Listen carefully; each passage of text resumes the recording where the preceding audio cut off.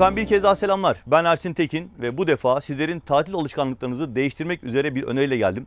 Arkamdaki muhteşem manzaradan anlayacağınız üzere konum olarak çok özel bir tesisteyim ve Kalkan'da Lurs Otel'deyim efendim. Burası butik nitelikli bir tesis ve özellikle kalabalıklardan uzaklaşmak isteyen, eşiyle özel günlerini kutlamak isteyen, örneğin balayı çiftlerimiz veya tek başına muhteşem manzaralar eşliğinde iyi servis alarak, çok iyi odalarda, konforlu odalarda, lüks odalarda konaklayarak tatilin tadını çıkarmak isteyen misafirimiz için burası çok ayrıcalıklı bir tesis olacak. Manzara ve konum itibariyle gerçekten çok ayrıcalıklı bir tesis. Şu anda Dalaman Havalimanı'na sadece 1,5 saat mesafedeyiz. Antalya Havalimanı'na ortalama 2,5 saat mesafedeyiz. Ve Lurs Otel size böyle muhteşem manzaralar eşliğinde, Mikonos'u, Santorini'yi andıran manzaralar eşliğinde aynı zamanda çok özel ve luxury konseptte, çok lüks konseptte odalar ve ortamlar sunuyor. 6 tane farklı kategoride odası var ki özellikle balayı çiftlerimizin ve özel günlerini kutlamak isteyen misafirimizin bu odaları çok beğeneceğini düşünüyorum. Birazdan teker teker hepsini göstereceğim size.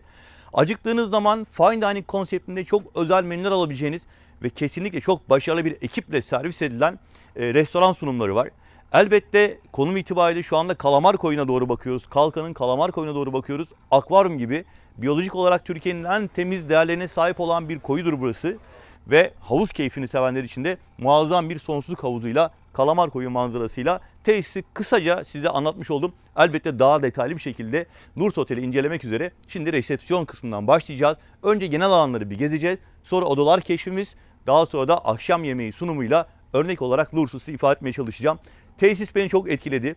Gerçekten kendinizi özel hissedeceğiniz, kişiye özel hizmet alabileceğiniz ve butik otel niteliğini konum ayrıcalığıyla sonuna kadar yaşayabileceğiniz bir tesis olarak Lurs Otel'i ilk sıralarda değerlendirebileceğinizi umuyorum ve tesisi size görüntülerle, bilgilerle beraber özetlemeye başlıyorum.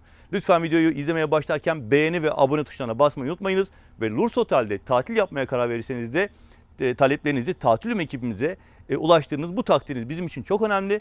ETS Tur'un yetkili satış acentesi olarak Lurs Otel rezervasyonunuzu memnuniyetle bekliyoruz efendim. Muhteşem manzara eşliğinde videomuza başlıyoruz. Hadi buyurun.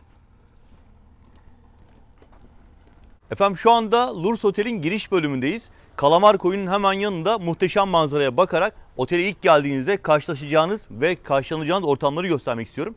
Elbette otele geldiğinizde öncelikle hani odanızı almak isteyeceksiniz muhtemelen geliş saatinize göre ve resepsiyondan başlayacağız girişimizi yapmaya. Ben de küçük bir enstantane olarak ne diyelim bir senaryo olarak size bu ortamı siz gelmişsiniz gibi anlatmaya çalışacağım. Buyurun lütfen. Ve efendim Lurs Otel'e hoş geldiniz. Özellikle tabii yaz aylarında geldiğinizi düşünerek söylemek istiyorum ki içeri girer girmez inanılmaz güzel, serin ve hoş bir atmosfer. Otele girer girmez ne kadar yüksek standartta, kaliteli bir şekilde dekore edilmiş bir otele geldiğinizi size ifade edecek bir resepsiyonla karşılaşıyorsunuz. Helena Hanım veya shiftine göre artık hangi arkadaşımız görevliyse burada sizleri karşılıyor. Son derece sizin gerçekten kendinizi özel hissedeceğiniz anların başladığını burada anlayabilirsiniz. Çünkü siz geldiğinizde serinletici içecekler, soğuk havlular, suyunuz, küçük tatlı atıştırmalıklar ki hani yoldan geldiniz kan şekeriniz düşmüş olabilir. Böyle bir kendinizi rahatlatacağınız ikramlarla hatta isterseniz gayet sağlıklı yeşil elmalarla karşılanıyorsunuz. Ve lobi alanında kısa bir dinlenme işlemleriniz yapılacak. Geldiğiniz saatte eğer odanız hazırsa geliş saatinize göre biliyorsunuz 14'ten sonra oluyor otellerde odalara giriş. Ama siz geldiğinizde odanız hazırsa, müsaitse hemen odanıza giriş yapmak üzere işlemlerinizi başlatıyorlar. Bu arada burada çok güzel bir detoks sunumu gördüm. Az önce ben biraz tadına bakmıştım. Bir kez daha göstermek istiyorum size. Özellikle yaz aylarında gayet keyifli oluyor. Ve bu şık lobide dinlenirken gayet kaliteli bir karşılamanın tadını çıkartarak tatilinize başlayabileceksiniz. Şimdi buradan yavaş yavaş önce dış alanları gezeceğiz. Sonrasında da odalarla ilgili görüntüleri sunarak Lurs Otel keşfimiz devam edecek. Lurs Otel'e hoş geldiniz efendim. Ve Lurs Otel'e hoş geldiniz diyerek resepsiyon alanından çıktık. Şimdi yavaş yavaş oteli keşfe başlarken de bu ortamdan biraz daha görüntü ve bilgi eklemek istiyorum. Öncelikle otelde biliyorsunuz oda kahvaltı konseptle hizmet veriliyor ve kahvaltı hizmetini alırken isterseniz kapalı alanda, klimalı alanda, isterseniz de ki özellikle böyle sonbahar aylarında, Eylül aylarında daha çok tercih edilen, şu anda hava gerçekten çok güzel, muhteşem manzara eşliğinde teras alanını kullanabilirsiniz. Elbette oteli keşfe başlarken aslında size en çok göstermek istediğim yerden bir tanesi az önce açılış konuşmasında yaptığım sonsuzluk havuzu özelliği bulunduran havuz. Önce oraya çıkacağım. Oradaki ortamı biraz daha detaylı göstereceğim size. Sonra da aşağı ineceğiz. ve Türkiye'nin en temiz denizlerinden birisi olarak gösterilen Kalamar Koyu'nda Lurs Otel'de tatil yaparken denizi nasıl kullanabileceğiniz konusunda fikir vermeye çalışacağız. Bu arada daha buradayken de eşsiz manzaralar yine bize eşlik etmeye başladı. Kalkan Limanı'ndan hareketlenen tekneler yavaş yavaş Kalamar Koyu'na yaklaşmaya başladılar. Birazdan hemen karşımızdaki tepenin aşağısı Fırnaz Koyu. Bu tekneler oraya gidecekler. Fırnaz'da mola verecekler. Bakın hemen sağ tarafımızda bir koy daha var. Oraya geçecekler. Bu alanlar gerçekten yüzmek için, deniz keyfi yapmak için çok ideal alanlar ve ben de olabildiği kadar çok görüntüyle bu alanları sizlere göstermeye çalışacağım. Efendim, Lurs Otel keşfimizde tabii giriş bölümünden sonra, lobi ve resepsiyon bölümünden sonra manzara olarak ve görüntü olarak size en hoş anları yaşatacak ve sonsuzluk havuzu özelliği olan bölümle devam ediyoruz. Açılış konuşmasında kısaca fikir verdim aslında buradaki görüntü size ama tabii videodaki sıralamamız gereğince burayı şu anda size özellikle göstermek istiyorum. Gün içerisinde özellikle sabah saatleriyle beraber her ne kadar aşağıda deniz çok daha güzel olsa da gün batımı sırasında bu alan bence çok daha keyifli oluyor. Güneşin hemen karşımızdaki tepelerden, tepenin arkasından battığını hatırlatmak istiyorum. Ve burada gün batımı görüntülerinden bir kısmını videomuza ekliyorum. Akşam saatlerini videomuzun devamında yine göstereceğim size. Ve hani sunset dediğimiz o muhteşem manzarayı burada kokteyllerinizi yudumlarken, ki hemen yanı başımızda bir bar var. İçinde çok da uzman barman arkadaşlarımız sizlere kokteyllerinizi veya içeceklerinizi alkollü alkolsüz sunabiliyorlar. Elbette otel oda kahvaltı çalıştığı için bu barlarda alacağınız içecekler ekstra olduğunda hatırlatmak isterim. Dilerseniz şezlonglarda, dilerseniz havuzun içinde, dilerseniz de hemen şuradaki çok rahat koltuklarda bu bölümün tadını çıkartabilirsiniz. Sanki denizin üzerinde gibiyiz. Sanki bir gemide gibiyiz. Gemi yolculuğu yapıyor gibiyiz. Manzara gerçekten muhteşem. Ve özellikle bu saatlerde denizin tadı çok başka. O yüzden isterseniz yavaş yavaş aşağı doğru inelim ve Kalamar Koyu'nun bu eşsiz manzarasıyla beraber denizin güzelliğini size gösterelim. Aşağıdaki hizmet alanlarını, denize girmek için kullanacağınız hizmet alanlarını, platformları gösterelim. Ondan sonra da odalarla turumuza devam edelim. Bu güzel havuzun görüntülerini biraz daha size sunuyorum. Akşamüstü görüntüleriyle burada tekrar buluşacağız yemek öncesinde ve gün batımı manzarasıyla havuz görüntülerine tekrar geri döneceğiz. Şimdi sırada muhteşem deniz var. Denize doğru ilerliyoruz. Şimdi sırada Lurs Otel'in muhteşem keyifli kahvaltı sunumu var. Keyifli kelimesini hemen burada neden kullandığımı manzarayla başlayarak ifade etmek istiyorum. Kalamar Koyu'nun gayet huzurlu, gayet güzel manzarasına çok kaliteli bir kahvaltı sunumu eşlik ediyor. Tabii ki kahvaltınız masaya servis, serpme kahvaltı da diyebilirsiniz, alakart da diyebilirsiniz. Gayet kaliteli bir sunumla yapılmakta. Yine Lurs Otel'in kendi çizgisine yakışır bir şekilde kullanılan malzemeler birinci sınıf. Sıcaklarınızı siz kendiniz sipariş edebiliyorsunuz. Omletinizi, sucuklu yumurtanızı veya biz işte mesela menemen söyledik. Peynir tabağınız, salatanız, meyveleriniz, fümeleriniz veya zeytin çeşitleriyle, taze sıkılmış portakal suyuyla, tekrar diyorum hani bunlar dışında özel bir isteğiniz varsa yine otelin mutfağının olanakları dahilinde size zaten seferber ediyorlar ve memnuniyetiniz olsun da kahvaltı servisinizi sunuyorlar. Elbette siz kahvaltısını yaparken bir taraftan da bir an önce aşağıdaki akvaryum gibi denize ulaşmak için sabırsızlanıyoruz. Biz en azından şu anda öyle hissediyoruz. Diğer taraftan da kahvaltının çok keyifli geçeceğini düşünerek burada sizlere bunu göstermek istedik. Kahvaltıyla başladıktan sonra inanıyorum ki Lurs Otel'de bu muhteşem koya karşı güzel bir tatil sizi bekliyor olacak.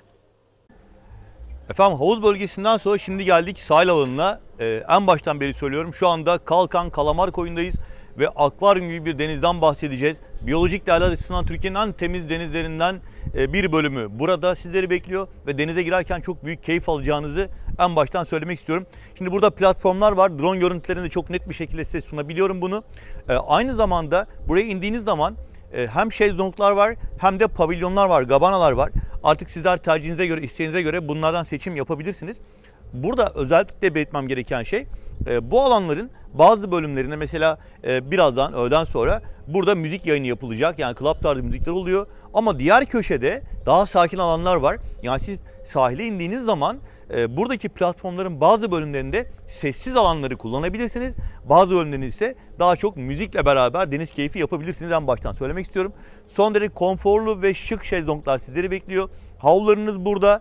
Zaten şezlonglarda da havlular yerleştiriliyor. Yani arkadaşlara söylemeniz yeterli. Herhangi bir havlu sınırı yok. İstediğiniz zaman havlularınızı değiştirebilirsiniz. Buradan havlunuzu alabilirsiniz ve deniz keyfine başlayabilirsiniz. Aşağıda biraz tur atarak bu bölümleri sizlere daha detaylı bir şekilde gösterelim. Buyurun. Bu kadar güzel bir deniz varken mesai yapmak çok zor. Bir an önce mesaimizi bitirip denize girmek için sabırsızlanıyoruz. Ve Lurs Otel'de şu anda platformun denize en yakın bölümündeyiz. Çok sayıda şezlong ve şemsiye var. Tabii kabanalar da var. Sizler kendi tercihine göre kullanabilirsiniz. Benim dikkatimi çeken son derece modern, böyle hani duş alanları vesaire yapılmış. Kısa kısa görüntüler aktaracağım size birkaç bölümden. Yine burada hemen şöyle dönerek göstermek istiyorum. Yakup kardeşim gibi ekip arkadaşlarımız misafirlerimizin siparişini almak üzere bekliyorlar. Hani sizler şezlongunuzdayken anlık olarak siparişlerinizi verebilirsiniz. Ne içmek istiyorsanız Yakup kardeşim hemen anonsunu yapıyor. Arkadaşlar servislerini yapıyorlar. Kolay gelsin abi. Bu arada bir şey daha söylemek istiyorum. Tekrar şöyle yaklaşalım. Şimdi bu alan herhangi bir şekilde dalga almayan bir alan. Dolayısıyla su sporlarına çok müsait. Hemen yan tarafta su sporları merkezi var. Ve eğer arzu ederseniz burada su sporları konusunda da hizmet alabiliyorsunuz. Tabii ki anlattığım bu hizmetlerin hepsi ekstra ücret karşılığı misafirlere sunuluyor. Otelin oda kahvaltı konseptini bir kez daha hatırlatmak istiyorum sizlere. Ve çok buradaki misafirleri rahatsız etmeden diğer bölümleri de göstermek üzere platformlardaki turumuza devam edelim. Bir de pavilyonları göstermek istiyorum size. Kabanaları göstermek istiyorum. Orası biraz daha izole alanlar içeriyor. Ondan sonra turumuza devam ederiz. Odalara çıkacağız.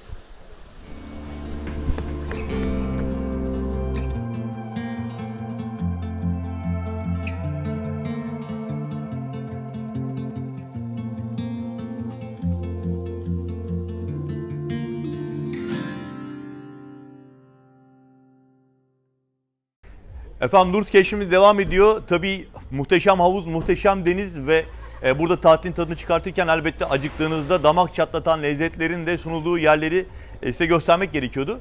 Aslında tesiste sabah kahvaltısını zaten konsepte dahil olarak yukarıda göstermiştim ben size. Şimdi öğle saatlerine itibaren akşam saatleri dahil olmak üzere yapılan sunumlarla ilgili biraz fikir vermek istiyorum. Öncelikle ben sizlerin ağırlandığı restoran alanlarındaki bu şıklığı göstermek istiyorum. Yine muhteşem bir manzaraya hakim masalar, tertemiz minderli sandalyeler, koltuklar sizleri bekliyor. Yine Lurs kalitesi burada da kendisini gösteriyor. Öncelikle hemen ifade etmek isterim ki şu anda gösterdiğim beyaz koltuklu alanlar öğle saat 12'den itibaren akşam saatlerine kadar snack menüler sunuyor. Ya ben çok da kısaca bahsetmek istiyorum aslında. Yine sunumların alakart olarak masaya servise fine dining konseptinde son derece başarılı reçetelerle hazırlanarak sunulduğunu söylemek isterim. Elbette snack deyince aklımıza hamburgerler, cheeseburgerler, pizzalar, fish and chipsler vesaire geliyor ama burada gerçekten çok başarılı karides salataları var.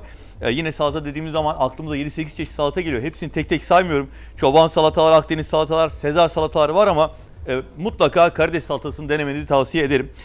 Bunun dışında, aperatifler dışında tabii gün içerisinde ana yemeklerden sipariş vermek istediğinizde dana bonfileler, kasap köfteler veya bir nevi işaretleyeceğim limonlu tavuk göğsü gerçekten çok lezzetli. Tatlılarda da yine özel seçimler yapabilirsiniz. Ancak akşam olduğunda biraz daha ileride Asedos isimli çok güzel bir steak restoran var. Oyu da birazdan göstereceğim size. Çok da güzel imza kokteyllerinin sunulduğu bir barımız var. Mixolog arkadaşlarımın hazırladığı kokteylleri burada sipariş verebiliyorsunuz. Ortam gerçekten çok keyifli. İsterseniz kısa görüntülerle hem ortamı size biraz daha ifade edelim hem de bardan ve steak restoranından bahsedelim. Buyurun. Efendim Lurs Otel'de gün içerisinde acıktığınızda kullanabileceğiniz bu şık alanları gösterirken tabii birkaç bölüm olduğundan da bahsetmek istiyorum. Mesela snack bölümünden sonra çok donanımlı ve çok şık bir bar bölümüne geliyorsunuz. Burada dilerseniz yine çok rahat ve çok dekoratif görünen, üstelik muazzam bir manzaraya hakim olan koltuklarda dinlenirken bir taraftan da mixolog arkadaşlarımızın hazırladığı kokteyllerinizi yudumlayabilirsiniz. Elbette birçok marka içeceği sipariş verebilirsiniz. Ve bu arada parantez açmak istiyorum. Otelin konsepti oda kahvaltı olduğu için şu anda anlattığım tüm hizmetlerin belli ücretler karşılığında sunulacağını ifade etmek isterim. Burada Semih kardeşim var. Kolay gelsin Semih. Kendisi mixolog arkadaşımız ve çok güzel kokteyller hazırlıyor. Bu arada az önce bir el yapımı limonata hazırlıyordu. Limon kabuğunu rendeleyerek bunu örnek olarak ifade etmek istedim. Yani burada illa alkol içeceklerden bahsetmek değil de çok güzel bir limonata içmek istediğinizde bile hakkıyla gerçekten lezzetiyle sunulduğunu söylemek istiyorum. Semih birazdan geri geleceğiz ve bir imza kokteyli sunumunu göstermek istiyorum misafirlere. Ama önce barla beraber steak restorandan bahsedeceğim. Sonra geri döneceğim. Bu arada çok da güzel bir kahve kokusu geliyor. Özellikle sabah saatlerinde kahvaltınızı yaptıktan sonra bu alanlarda sabah kahvesini yudumlamaya gelmenizi tavsiye ederim. Manzara gerçekten çok güzel. Ama hemen şunu ifade etmek istiyorum. Koltuğun arkasından karşı manzarayı bir kez daha net bir şekilde göstererek gün batımını kaçırmamak için aslında havuzun etrafındaki koltuklardan, sahilden ya da buradan muazzam manzarayı, gün batımını izleyebilirsiniz. Çok romantik sahneler burada sizi bekliyor geldiğiniz zaman. Yine videoya ekleyerek bunlarla ilgili size ayrıyeten fikir vereceğim. Şimdi akşam oldu. Biraz daha ne diyelim, biraz daha böyle ağır menüler, daha damak çatlatan lezzetleri tatmak istediğinizde o zaman da steak restorana geleceksiniz. İşte burası da akşam saatlerinde T-bone'ların, Dallas'ların, lokumların inanılmaz lezzetli ızgara menülerinin sunulduğu bölüm. Ve burada da akşam saatlerinde yine çok da güzel bir şarap kabı var.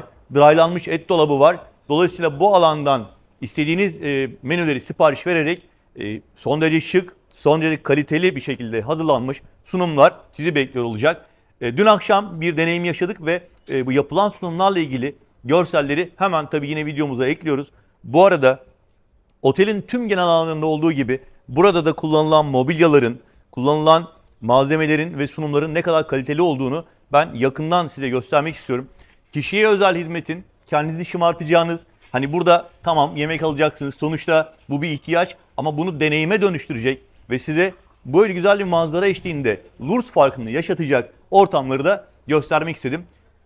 İlaveten de şunu söylemek istiyorum. Evet, her şey çok güzel, manzara çok güzel, sunumlar çok güzel, mobilyalar, bıçaklar, tabaklar çok güzel ama daha önemli bir şey var.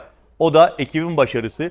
Burada gerçekten daha önce benim başka otellerden tanıdığım şef arkadaşlarımız var, ekipten arkadaşlarımız var, çok deneyimli arkadaşlarımız var. Dolayısıyla ekibin başarısı bence tüm bu sunumları bütünlüyor. Restorana geldiğiniz zaman az önce hani Semih'ten bahsettim. Çok özel sunumlar yapıyordu. Mesela Faruk şefimiz var. Akşamki ızgaralar konusunda yine Ali şefimiz var.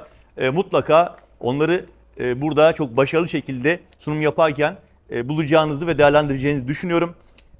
Gün batımında şu masanın güzel bir menü eşliğinde size yaşatacağı hissi de kısmen hissettirmeye çalışarak şimdi yavaş yavaş tekrar Semih'in olduğu bölüme doğru geçiyorum. Bir kokteyl yapımını beraber izleyelim orada. Bu arada snack menülerden bahsederken pizzalara ayrı bir parantez açmak istiyorum. Burada Tümer kardeşim gerçekten işinin ehli ve çok da profesyonel cihazlar kullanılıyor. Valoriani marka taş fırında çok özel orijinal İtalyan pizzalar yapıyorlar. Kesinlikle gün içerisinde aperatif almak istediğinizde pizzaları da deneyimlemenizi tavsiye ediyorum. Tümer kolay gelsin. Teşekkür ederim. Çok başarılı görünüyor. Yemek arası verdiğimizde buradayız. Tabii bekliyorum ben. Tavsiyemizi yenileyelim. Pizzalar gerçekten çok çok özel, aklınızda bulunsun. Kolay gelsin kardeşim. Şimdi çekimimize kısa bir ara verdik. Sağ olsun Semih bana bir Amerikan kahve ısmarladı. Birazdan odalar keşfimize başlayacağız. Ama şu anda bulunduğumuz bölümde snack sunumlar, çok hoş işte imza kokteylleri veya arkamızda akşam saat hizmet veren steak restoran bahsettiğimiz hizmet alanlarıydı. Semih kardeşim de gün içerisinde size güzel kokteyller sunacak dedik. Ve onu biraz meşgul ediyoruz. Evet, normalde biz imzalı kokteyller yapıyoruz. Mixoluk kendi soslarımızı kendimiz yapıyoruz. Zaten burada fırınımız var. Kendi garnişlerimizi kendimiz Garnişleri kendiniz kurutuyorsunuz. Evet, kendimiz Harika. kurutuyoruz. Yani import olarak zaten iyi import kullanıyoruz ve lezzetli olması için, daha çok böyle siparişin sürküsü olması için kendimizi kazandırmak için buradayız şu an. Harika. Zaten ortamın kalitesi, ortamın hani ne derler o atmosferi, büyüleyici atmosferi sizin bence kokteyllerinizde daha da bir keyif kazanacaktır. Evet. Değer kazanacaktır diye düşünüyorum. Bir örnek kokteyl bize hazırlayabilir misin Semih? Hani Evet. görüntü anlamında misafirlerimize de Evet. bir şey yapalım. Mesela ne senin favorin? Buraya Evet. gelen misafirlere mutlaka şunu öneriyorum, bundan bir tane ben sunmak isterim diyeceğin kokteyl aklına gelenlerden bir tane. Yani bu sene de zaten çok cin sattığımız için cimberi yapabilirim, imzalı kokteyl. Tamam. Güzel. Tamam. Hem garnişini hem şeyini. Tamam. Bir Yapalım. tane yaparken de bir görüntüyü alalım hemen senin. Tamam.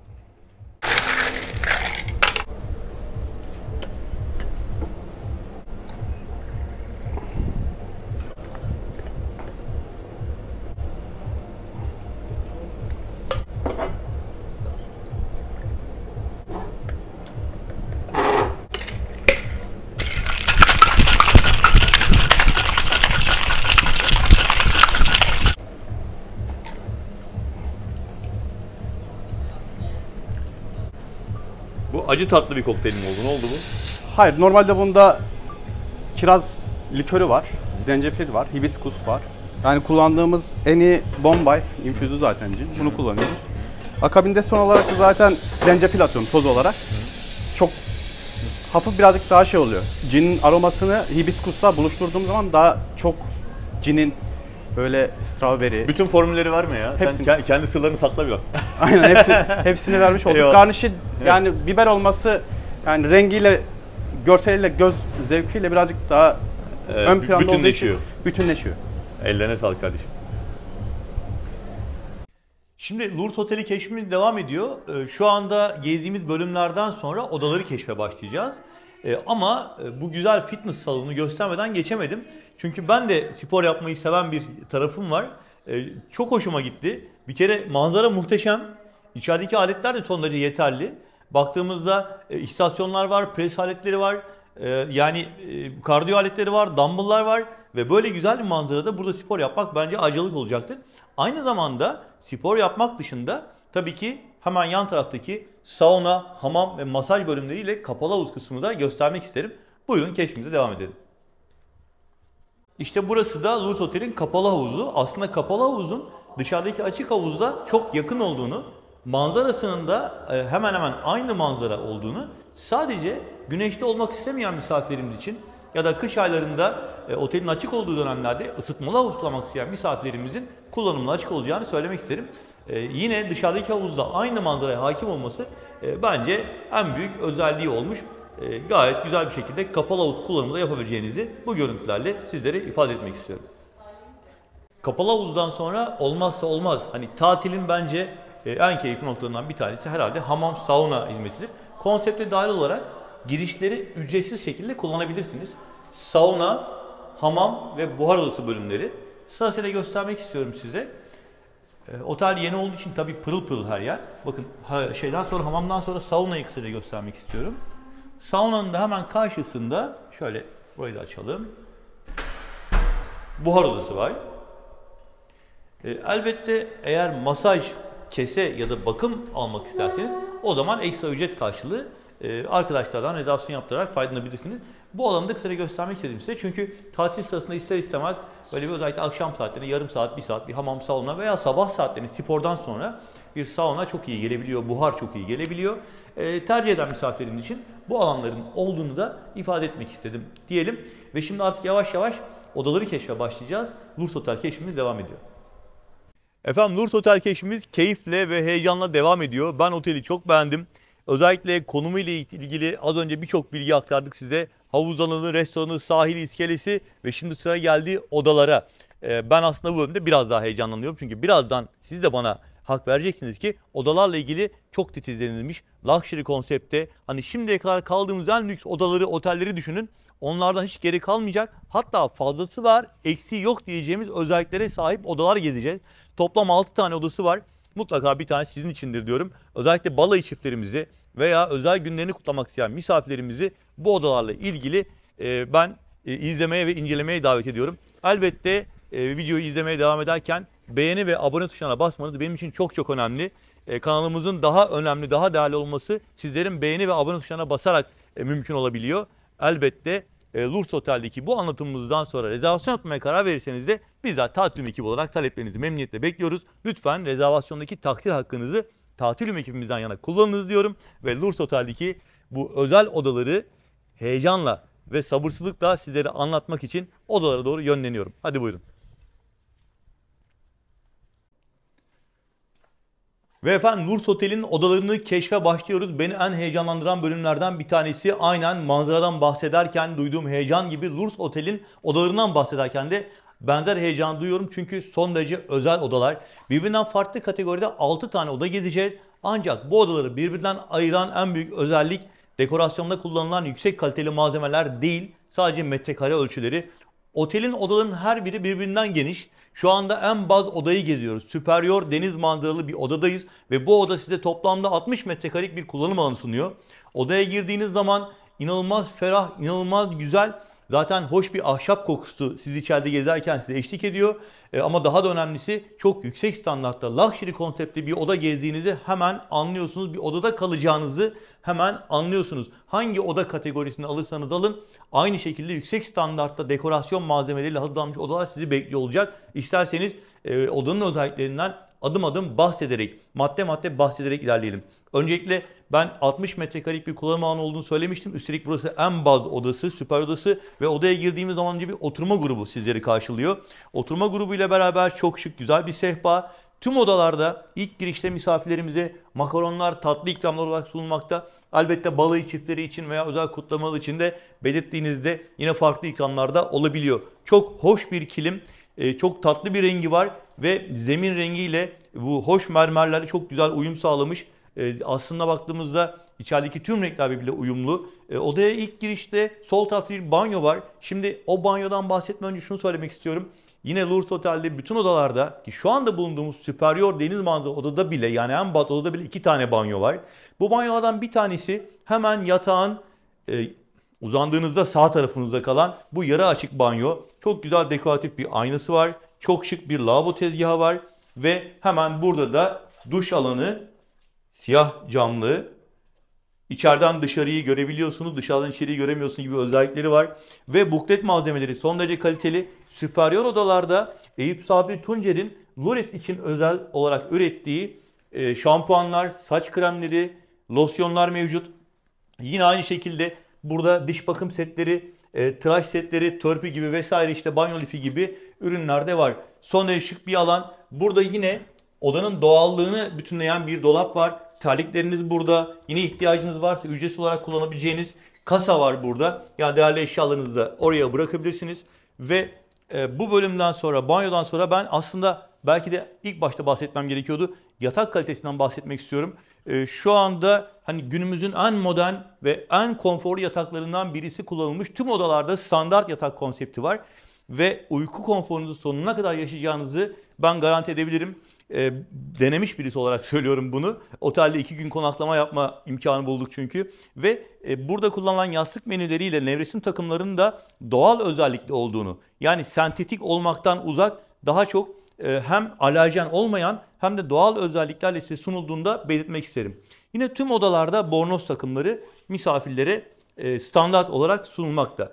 Bunun dışında isterseniz standart olarak sunulan ve ücretsiz olan bir bölümden daha bahsedelim. Hemen şu bölümde bir çay kahve setup bölümü var. Buradaki kapsül kahveler ve özel çaylar ki bunlar uyandırma çayı, dinlenme çayı veya hemen bakalım enerji çayı gibi çaylar da misafirlerimize günlük olarak kullandığınızın yerine yenisi konmak üzere ücretsiz sunulmakta. Ancak minibar otelin konseptinden dolayı, yani oda kahvaltı çalışıyor Lourdes Otel biliyorsunuz, bahsetmiştim. Buradaki ürünler ekstra olarak ücretli şekilde sunulmakta. Az önce banyonun birisini göstermiştim. Odanın girişinde hemen sol tarafında bir banyo daha var. Kısmen daha küçük bir banyo ama kısaca göstermek istiyorum. Yine lavabosuyla, duş alanıyla son derece şık bir banyo. En azından bu odada 2 kişi bile kalıyor olsa, biliyorsunuz çocuk konseptinde değil bu otel, artı 16 bir özelliği olduğunu söylemiştim. Daha çok balayı çiftleri veya eşiyle gelen misafirlerimizi ağırlıyor. Ama buna rağmen daha rahat bir kullanım için 2 tane banyonun olması bence son derece ayrıcalıklı bir hizmet olmuş. Bütün odalarda standart olarak Wi-Fi, yüksek standartlı internet şekliyle kullanmanıza yardımcı oluyor. Birazdan balkona çıkıp manzarayı göstereceğim. Finali sona bırakıyorum. Yine teknik özelliklerinden bir diğeri, televizyonlarda Smart TV özelliği var. Telefonlarda yine keza öyle. Akıllı telefon kullanımı özelliği var. Ve bu anlamda odanın yüksek standarttaki dekorasyonuna teknolojik anlamda da özellikler eklenmiş. Mesela merkezi klima, Mitsubishi elektrik sistemi kurulmuş. Bu benim bildiğim en kaliteli sistemlerden bir tanesi zaten. Yine küçük detaylar da var. Yani tıpkı makaronlar gibi. Mesela plaj çantası da yine burada kullanımıza sunulmuş hediye olarak, bunu götürebilirsiniz yanınızda. Onu da belirtmek istiyorum. Makyaj aynası, boy aynası, makyaj aynası beraber burada düşünülmüş. Çok şık bir ne diyelim üniteyle beraber yine sunuluyor. Başka ne söyleyebilirim bilmiyorum ama genel anlamda son derece modern konseptli bir oda olduğunu ve kullanılan malzemelerin kalitesiyle beraber Lourdes Otel'e gelen misafirlerin son derece keyifli bir oda deneyimi yaşayacaklarını zannediyorum gösterebildim. Şimdi sıra geldi odanın finaline. Sabah kalktığınızda ilk iş zannediyorum perdeyi açmak olacaktır. Ve perdeyi açtıktan sonra, özür dilerim, bu taraftan çıkmamız gerekiyor. Lütfen böyle buyurun. Perdeyi açtıktan sonra da zannediyorum şöyle bir manzarada kahvenizi yudumlamak isteyeceksiniz. Son derece geniş bir balkona çıkıyoruz. Yani süperyor deniz manzaralı odaların hepsinde böyle bir balkon var ve böyle çok rahat ve yine çok kaliteli, odanın ve otelin genelinde bütün dekorasyonunda kullanıldığı gibi çok rahat ve şık minderlerle bir masa ve muhteşem manzara. Hemen buradayken söylemek istiyorum. Güneş tam karşımızdan batıyor. Lurs Otel'i anlatırken bu özelliğini birkaç defa söyleyeceğim. Gün batımı manzarasına hakim. Karşıya doğru baktığınızda gerçekten Mykonos ya da Santorini'yi aratmayan bir manzara var. Süperyor odaların hemen hemen tamamı böyle bir manzaraya hakim. Ona keza yine deniz manzaralı bir oda aldığınızda hemen hemen açıları farklı da olsa, katları farklı da olsa benzer manzaralarla deniz manzarasının ve güzel bir gün batımı manzarasının size eşlik edeceğini söyleyebilirim. Balkondan ve manzaradan bahsettikten sonra tekrar içeri geçelim. Az önce bahsettiğim gibi daha sırada 5 oda daha var. Aslında o odalarda dekorasyon ve kullanılan malzemeler genel olarak birbiriyle eşdeğer olsa da büyüklüklerinden bahsedeceğim, özelliklerinden bahsedeceğim. Örneğin balkonunda, terasında jacuzzi odaları var. Onlardan bahsedeceğim. Turumuz devam edecek. Bu arada tam da şimdi bu noktada sizlerden ricam beğeni ve abone tuşlarına basmanız olacaktır. Ayrıyeten Lurs Otel'de böyle bir odada tatil yapmaya karar verdiyseniz de benim anlatımımın sizin seçiminize katkı sağladığını düşündüyseniz de lütfen rezervasyon için tatil ekibini yani bizleri aramayı ihmal etmeyiniz. Bütün çalışmalarımızı, bütün doğru bilgileri, bu görüntüleri filtresiz olarak aktarıyoruz ve rezervasyon taleplerinizi memnuniyetle bekliyoruz diyelim. Bir başka oda kategorisini gezmek üzere, keşfetmek üzere turumuza devam edelim. Buyurun.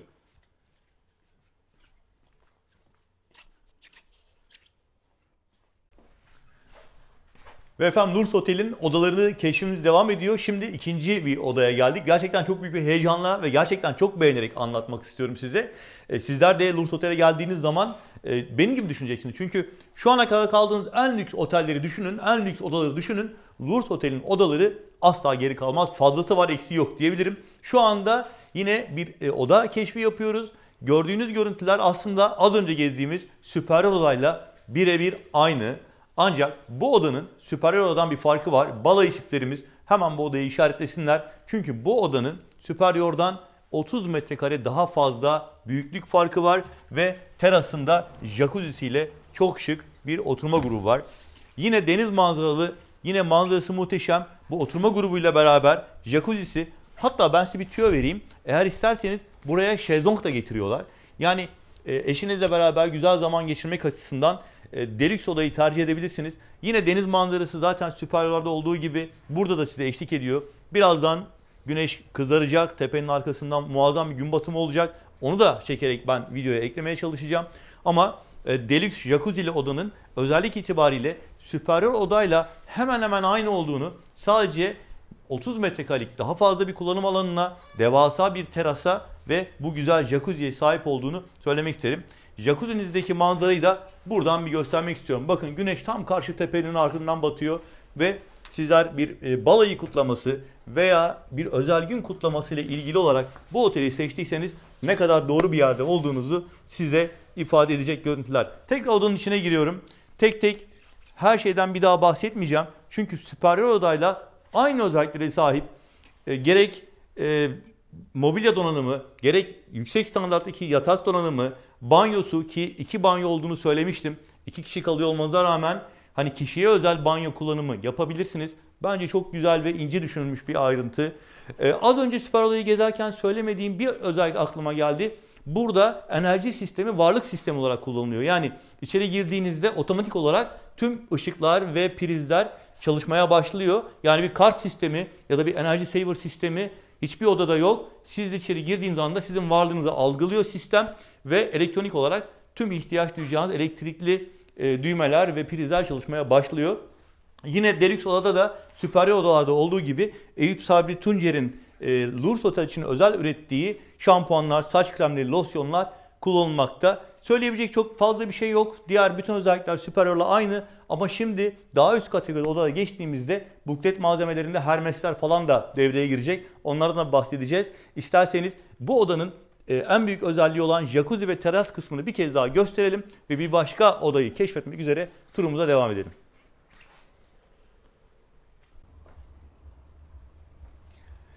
Çok güzel bir havuz ve çok güzel bir teras görüntüsüyle Lurs Otel'de yine çok özel bir odayı anlatmaya başlıyorum. Ses tonum ve heyecanım aslında burada gezerken odayı ne kadar benimsediğimi, oteli ne kadar benimsediğimi beni sürekli takip eden misafirlerimiz anlayacaklardır. Şu anda Junior Suite kategoride bir odadayız. Tabii ki havuzlu ve çok güzel bir terası olduğunu birinci özellik olarak zaten gördünüz. İkinci özelliği ise 2 tane yatak odası olması. Birinci yatak odası bana göre sol taraftaki bu bölüm. Aynen Superior'larda ve Deluxe'lerde olduğu gibi. İkinci yatak odası ise sağ tarafında hemen şuradaki camlı kapının arkasında. Tabii ki 2 tane ayrı banyosu var. İkinci yatak odasının çok hoş bir dekoratif küveti var. Birazdan göstereceğim size. Ama isterseniz Junior Suite odanın hani buradaki özelliklerini kısaca özetleyelim. Aslında Superior odalar ve Deluxe odalar ve diğer odalarda olduğu gibi yatak konsepti birebir aynı. Çok yüksek standartta kaliteli bir yatak sunumu var. Bornozo ile beraber burada yarı açık bir banyo. Diğer odalardan özellikle Superior ve Deluxe'dan farklı olarak burada Hermes şampuanlar, vücut losyonları, saç bakım ürünleri kullanılmış. Bu ünite yani odanın bu bölümü ilk anlattığım odalarla hemen hemen aynıydı. Plaz çantamız yine mevcut. Aynı şekilde makaronlar ilk girişte sizleri bekliyor. Yine Smart TV var. Bunun dışında mini bar kullanımı biliyorsunuz oda kahvaltı konaklamalarda ekstradır. Ancak Lurs Otel'in sizler için hazırladığı şu bölümde yine kapsül kahveler, özel çaylar ve su. Bunlar günlük olarak kullandığının yerine yenisi konuluyor ve ücretsiz. Yine yatağın yanındaki açık banyoya ilaveten burada bir banyo daha var. Duşakabinli gayet güzel şık bir banyo.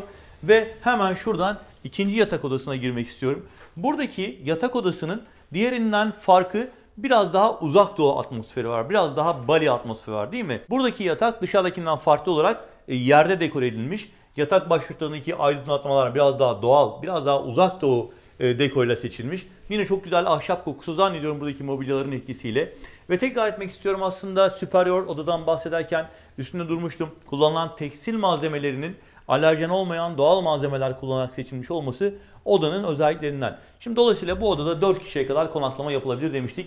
Ve şimdi bu odanın bir başka özelliğini şuradaki şık küveti göstermek istiyorum. Burada farklı bir dekorasyon kullanılmış. Yerde taşlar var. Yine oraya doğru ilerleyen böyle bir yol yataktan küvete doğru ilerleyen bir yol yapılmış. Ve tam bir keyif küveti bu odada sizin rahatlığınıza eşlik edecek. Zannediyorum Junior Suite odanın özelliklerini kısaca özetlemiş oldum. Buradan da şöyle bir kez daha derinlemesine küvetin de görüntüsünü sizlere sunalım. Junior Suite odanın ikinci yatak odasını zannediyorum ifade etmiş oldum. Bir banyo burada yine ilaveten göstermiştik ve Junior Suite odanın ana yatak odası, master bölümü diyebiliriz, ebeveyn odası diyebiliriz artık nasıl isimlendirirseniz. İsterseniz bir de hemen şuradan terasa çıkalım ve bu muazzam manzarayla beraber dekoratif çok güzel görünen havuzu isterseniz hiç başka bir yere gitmeden güneşlenebileceğiniz yani diğer havuzlara veya sahile inmeden güneşlenebileceğiniz şezlonglarınız ve son derece şık ve temiz görünen buradaki koltuğu sizlere sunalım.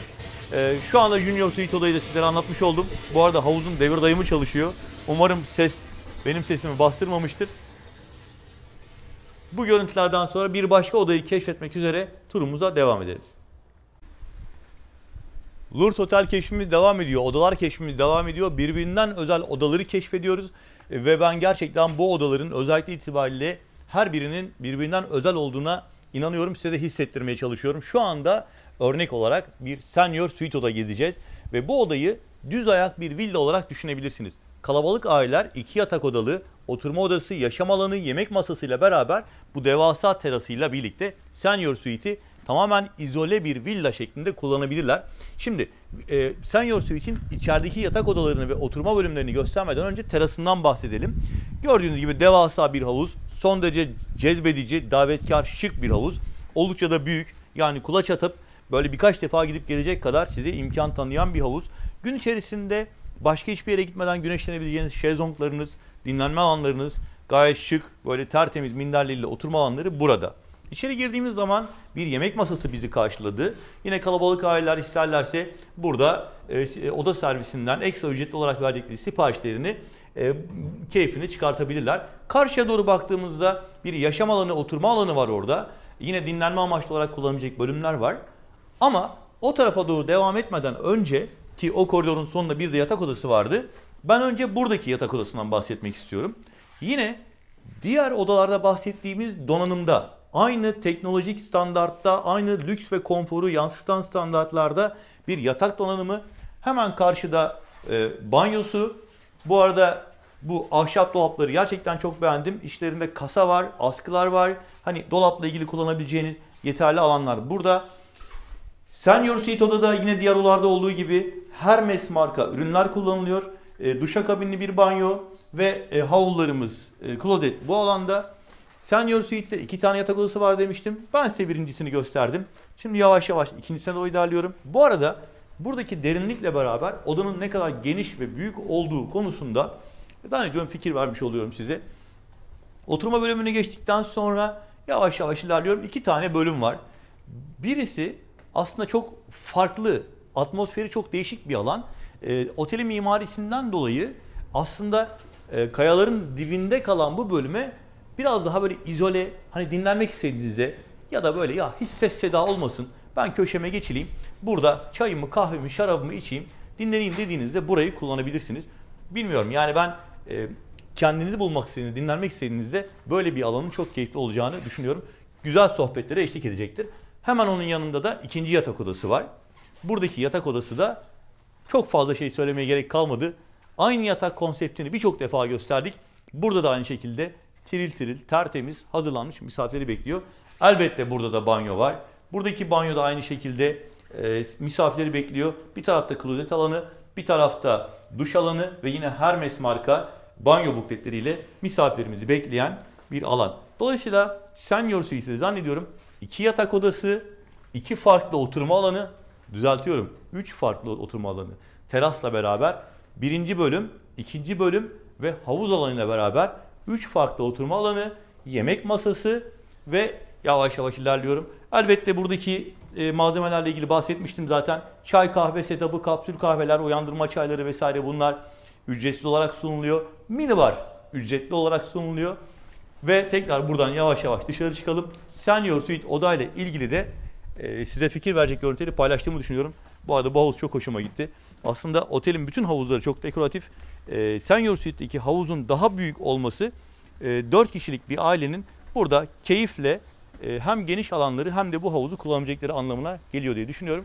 Dışarıdan görüntüsü de bu şekilde. Artık rezervasyonunuz için bizler Tatilüm ekibi olarak taleplerinizi memnuniyetle bekliyoruz diyelim. Lütfen videonun bu bölümünde beğeni ve abone tuşuna basarak devam ederseniz bizi çok mutlu etmiş olursunuz. Lurs Otel'de keşfimiz devam ediyor efendim.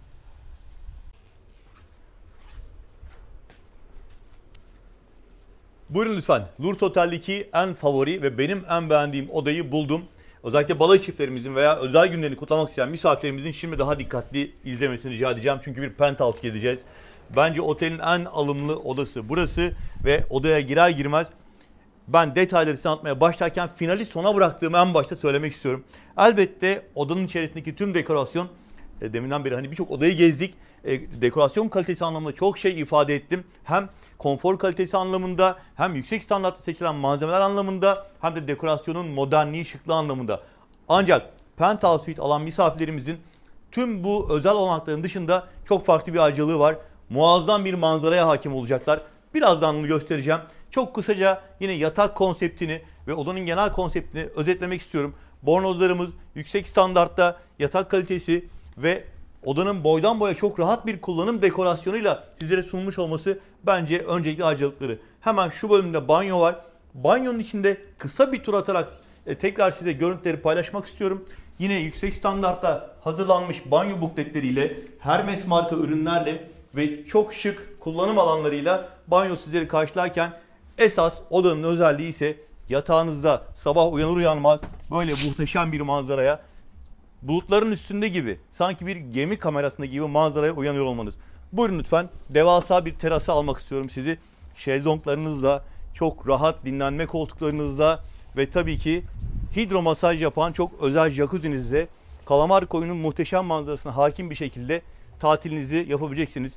Balayınızı veya özel günlerinizi kutlamak adına bu odanın ne kadar özel bir oda olduğunu kısaca, hızlı bir şekilde ifade etmeye çalıştım. Bu arada serin havalarda bile gelmiş olsanız bu jacuzzi'nin diğerlerinden farklı olarak ısıtmalı özelliği olduğunu söylemek istiyorum. Gördüğünüz üzere çok özellikli bir jacuzzi özellikle hidromasaj özelliğinde parantez içine bir daha belirtmek istiyorum. Manzara konusunda ne söylemeye gerek var ki? Her şey ortada. Gerçekten göklerde, bulutların üstünde veya bir gemi kamerasında gibisiniz. Çok rahat şezlonglar ve odanın içindeki dekorasyon zaten hani baştan aşağı her ayrıntısı düşünülmüş, her detay düşünülmüş, son derece lüks. Bu ahşap kokusu beni gerçekten çok etkiliyor. Çünkü odadayken hem doğayla iç içesiniz hem de burada kullanılan ahşap malzemelerin o doğal kokusuyla, yatak örtülerinde kullanılan tekstil malzemelerin doğallığıyla her şey bütünleşiyor. Buradaki masa yine aynı şekilde. Karşımızda görünen televizyon ünitesi ve etrafındaki yine onu destekleyen dekor malzemeleri, sehpalar, diğer ne diyelim simgeler, objeler çok özenle seçilmiş. Bu arada diğer odalarda da gözümde çarpmıştı aslında ama ben söylemeyi unutmuştum. Bu bölümlerde yani televizyon ünitesinin yanında genellikle böyle gri bir zemin kullanılmış ve Göktürk alfabesinden alıntılarla burada belki de şu anda tabii okuyamıyorum ama bir alıntı yapılarak odalarda standart olarak bir dekor destekleyici bölüm kullanılmış. Burada hem eviniz rahatlığında ama aynı zamanda bir başka dünyadaymış gibi hissederek konforu ve rahatlığı yaşayabilirsiniz. Sabah kahvaltınızı buraya sipariş edebilirsiniz. Gün içerisinde aperatiflerinizi veya akşam yemeğinizi buraya sipariş edebilirsiniz. Dilerseniz şu anda gördüğümüz odanın içindeki masada, dilerseniz hem yatağın karşısından hem de buradan açılan kapıları da açarak tamamen deniz kokusuyla ve tamamen bu güzel manzara eşliğinde Penthouse'daki ayrıcalığı yaşayabilirsiniz. Rezervasyon içinde tabii ki yapmanız gerekeni biliyorsunuz. Tatil ekibi olarak taleplerinizi memnuniyetle bekliyoruz. Ve bu ayrıcalıklı tatil için size şimdiden yerinizi ayırmak istiyoruz diyelim. Beğeni ve abone tuşlarına basarak videoyu izlemeye devam ederseniz de bizi ayrıyeten mutlu edersiniz diyelim. Ve son bir odamız kaldı. Villa kategoriye geçeceğiz. Odaları tamamlayacağız. Penthouse'dan ayrılmayı ben istemiyorum ama ayrılmak zorundayız. Turumuza devam ediyoruz. Buyurun. Ve Lurs Otel'de odalar keşfimiz devam ediyor. Bu defa bir odada değiliz diyeceğim. Dikkatinizi çekeceğim. Artık bir konaklama ünitesindeyiz. Aslında odaların her birisi bana başlı başına bir konaklama ünitesi olarak ifade edebileceğim büyüklükteydi. Ama bu defa bir villadayız. Yani özellikle uzun süreli konaklamalar için tercih edebileceğiniz son derece geniş, alt katında yaşam alanı, üst katında yatak odası olan, muazzam bir manzaraya bakan terası, havuzu hatta bahçesi olan ki buranın gün batımı manzarasında kullanabileceğiniz özel alanları var. Oradan birazdan bahsedeceğim. Önce isterseniz giriş bölümünden bahsedelim. Toplamda 146 metrekarelik bir kullanım alanı var. Terasıyla bahçesiyle beraber bu ölçü çok daha büyüyor. Ama az önce bahsettiğim gibi uzun dönem konaklamalar için son derece uygun bir konaklama ünitesi burası. Çünkü bir mini mutfağı var, çamaşır makinesi, bulaşık makinesi, mikrodalga fırını. Hatta bakın burada bir buzdolabı ve derin dondurucusu dahi var. Elbette mini bar diğer odalarda anlattığım gibi ekstra olarak ücretlendiriliyor. Ancak burada gördüğümüz, diğer odalarda da bahsettiğim kapsül kahveler, özel çaylar ve su ikramı günlük olarak değiştirilerek sizlere ücretsiz şekilde sunuluyor. Şimdi bu alanı kısaca anlatırken tabii yemek takımından ve masasından da bahsedelim. Aynı şekilde terasta da bir yemek masası var ve 2 tane de banyosu var. Hem üst kattaki yatak odası bölümünde hem de bu alanda banyo bölümünden bahsetmek istiyorum. Banyo bölümünden sonra da üst kata çıkarak keşfimize devam edelim. Teras kısmını finale bırakalım. Yatak odası keşfimizden sonra aşağı inerek her zaman yaptığımız gibi Lurs'un muhteşem manzarasından ve villa kategorideki bir oda aldığınızda kullanacağınız olanaklardan bahsedelim. Şimdi yukarı çıkıyorum. Ve şu anda villanın yatak odası bölümündeyiz. Yani bir üst kattayız. Yaşam alanının üstünde yatak odası var. Ve yine diğer odalarda anlattığım üzere 1. sınıf kaliteli bir yatak donanımı, son derece rahat bir uyku konforu sağlayacak. Bornozlarımız tüm olarak standart. Yastık menüsü tüm olarak standart. 2. televizyon burada da var. Manzara zaten yani bunu ben hep sona bırakayım diyorum ama gerçekten otelin aslında bu luxury konseptini bütünleyen en önemli özellik tesisin konumu ve sahip olduğu manzarası diyelim. Şu anda bulunduğumuz yatak odası yatağınızdayken sabah uyandığınızda size manzarayı doyumsuz şekilde yaşama imkanı sunacak. Hemen birkaç adım attığınızda burada tabii eşyalarını koymanız için gayet güzel şık dolaplar var. Bir kasa mevcut, ücretsiz kullanabiliyorsunuz, bahsetmiştim. Ve 2. banyo. Yine Lurs Otel'in genel yüksek standartlı dekorasyonu betimleyen bir banyo. 1. sınıf ürünler kullanılmış. Yine burada da Hermes marka buklet malzemeleri, şampuanlar, saç kremleri, losyonlar var. Lurs'un yine misafirler için hazırladığı diş bakım setleri, tıraş setleri veya banyo lifi ürünler de mevcut. Duş alanını kısaca gösterdikten sonra biz villanın da banyosunu size kısaca özetlemiş olduk. Buradan tekrar aşağı inmeden önce manzarayı bir kez daha yukarıdan göstermek istiyorum. Buradan sonra sırada teras ve bahçe kısmı var. Artık aşağı inebiliriz. Efendim tekrar aşağı indik. Bu arada tekrar hatırlatmak da isterim. Plaj çantalarımızdan bir tanesi burada gözüme çarptı.